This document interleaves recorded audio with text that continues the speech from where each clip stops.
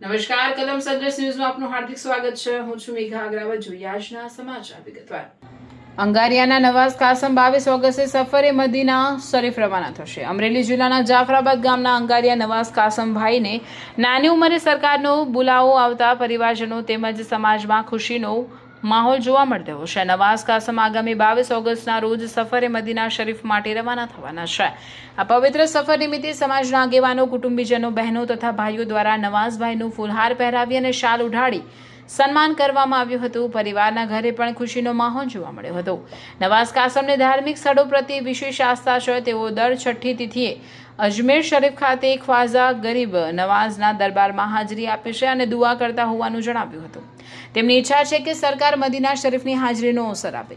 નવાઝભાઈએ જણાવ્યું હતું કે મદીના શરીફ પહોંચી દુઆ માંગીશ કે મારા ભારત દેશમાં અમન, શાંતિ અને ભાઈચારો જળવાઈ રહે તેવી ખાસ દુઆ કરીશ.